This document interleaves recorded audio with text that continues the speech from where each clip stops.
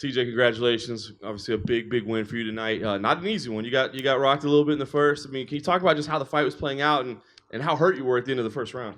Yeah, man. I conditioned my chin.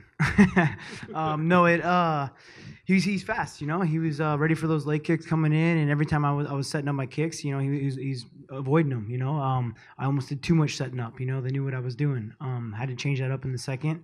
And because of how good a shape I am, I was able to bounce right back from that right hand.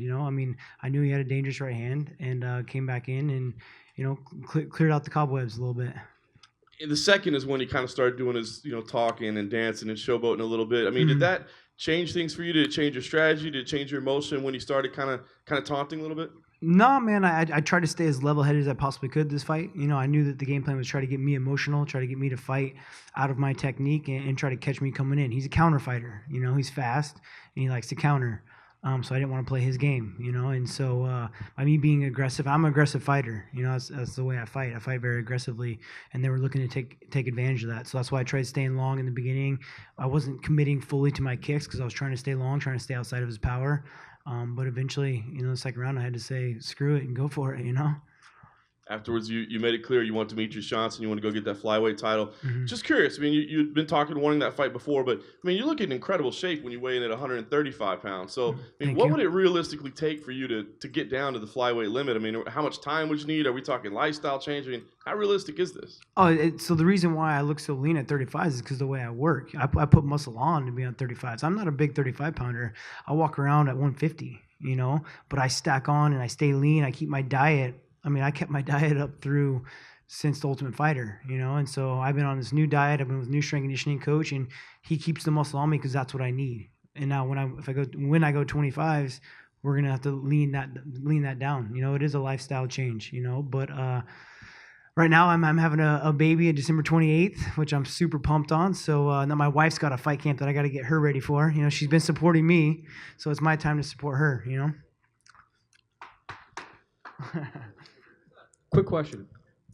Were you at all, I don't know if you noticed it, but were you at all surprised by kind of how pro Cody Garbrandt and how the crowd was booing you a lot? Was that surprising at all, given that it's not California, it was all the way across the country? I was portrayed as a bad guy this entire time, and I'm not one of the ones that's gonna be boisterous and talk shit back and try to badmouth their name.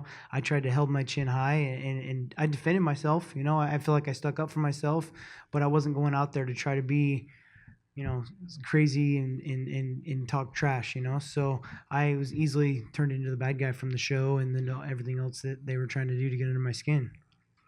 And what you ended up catching him with, was that, again, something that you were looking for, or just in the heat of the moment? That one was in the heat of the moment. The left kick, we know he holds his right hand low already anyways.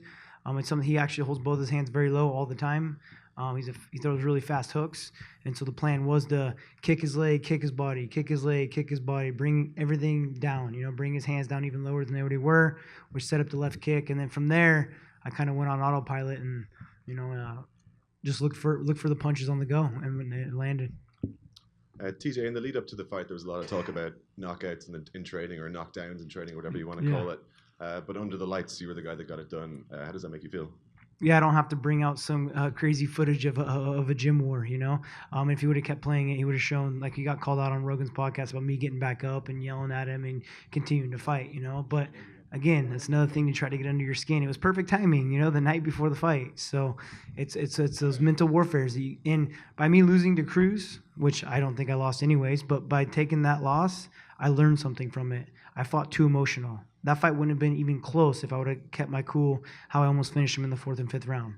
And so I learned from that. I learned, you even see in my next 2 fights after fighting Cruz, I wasn't as aggressive. I took my time, and so I had to learn from that mistake, and that's what helped me get through all the bull crap of this fight camp. Hey TJ, to your right. Oh, cool. Hey man. Obviously, it must be satisfying enough getting the win and winning the belt, but is it a little bit more satisfying when a victory comes against someone who's had a lot to say about you? Yeah, man. I was practicing to be tough. I wasn't talking to be tough. You know what I mean? Like, I didn't have to build my confidence up by talking trash. I put my nose to the ground and worked really hard for a long time, and it paid off. You do good. You train hard. Good things will happen. TJ, congratulations. Appreciate it. When you got tagged at the end of the first round and went to the corner, first of all, what did your corner say to you? Dwayne was telling me I was setting my kicks up too much. They were expecting it. When I was throwing something, he was backing out. He was already kind of a step ahead, like knew that I was setting it up for a reason, And so just to fire him off without setting him up, catch him off guard.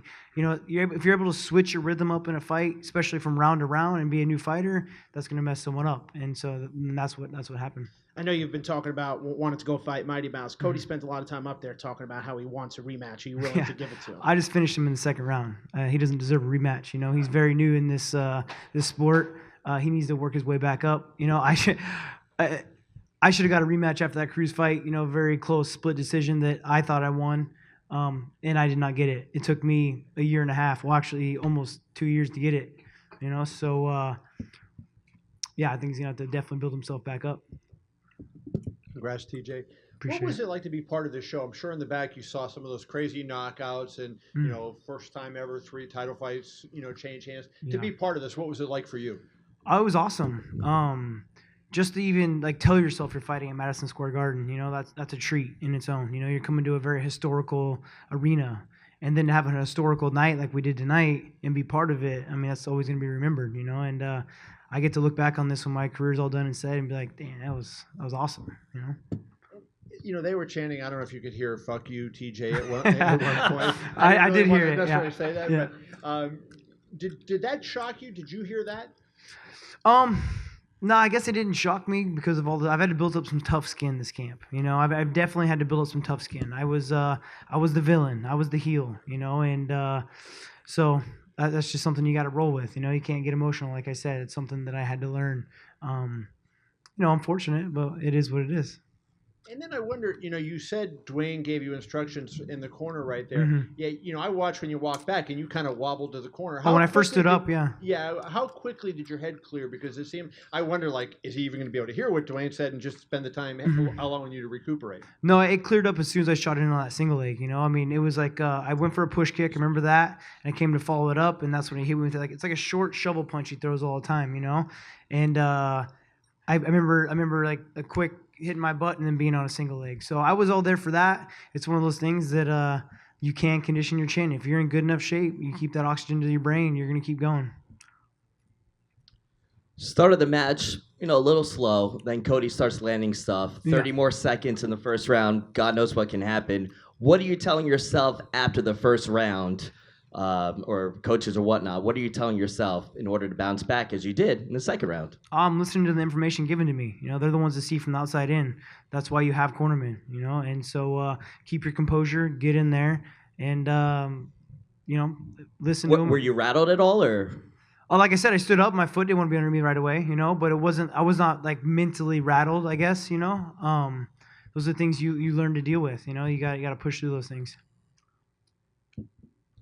Right here, TJ.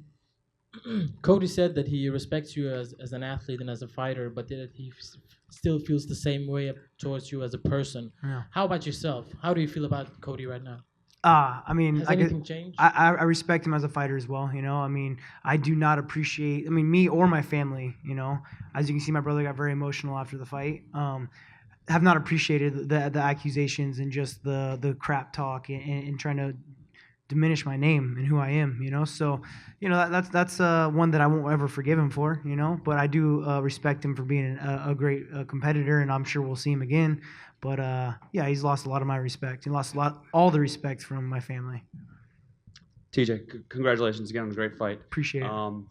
So, what's bigger to you, winning this belt, or getting the belt back, or beating Cody? Getting the belt back. I said that from the beginning. This is professional for me. If I was going to get into it, like you're saying, and being pumped about beating Cody, then I would have fought emotional. I would have been angry about fighting him. So kept it as a professional level and knew that I was fighting to get back what I thought was rightfully mine. I don't lose that split decision to Cruz or Sensao. I'm on a 13-fight win streak. We could be talking about me being the best pound-for-pound fighter in the world. And those are things you gotta swallow and just know that you're chasing your dream. And you talk about, you want to fight DJ, but if he declines, if he doesn't take that fight, you're not going to give Cody the rematch. Who's up next? We'll see what happens with Dominic Cruz and Rivera. It's a tough fight. I think Cruz got his hands full with that fight. But Demetrious can't run from this one. This one's too big. He broke his record. He got to pat himself and break his record. Now let's make some money. He's talking about how he wants those 7-figure fights. Well, this is it. Step up, be a man of your word, and let's get this fight going. He's a very cerebral fighter. He's smart. Him and his coach. So I know it's a very tough fight against me. Over here. At the end of that first round, how aware were you of the clock, and how much were you thinking about surviving that bell? No, I wasn't. I remember hearing the 10-second before that all happened, but it wasn't like survive the round. It was just continued fight. I mean, you can't think about survival. You got to fight. If you're thinking about survival, you're getting finished. It did seem like after the fight there was an incident between Cody and Dwayne. Do you have any idea what happened there at all? No, it was my brother. My brother's in my corner, and like I said, he's been very offended by some of the things and accusations and the way that some of my really good friends that I thought have treated me, and he's an emotional guy. He loves me more than anybody I know, and he was just backing me, and all he said was, "What?" And we know Cody's a hothead as well, and so he went after him, and then he had to get escorted. So escorted from MSG, that's another one to put on the bucket list, I guess. Yeah. Thank you guys. Appreciate it.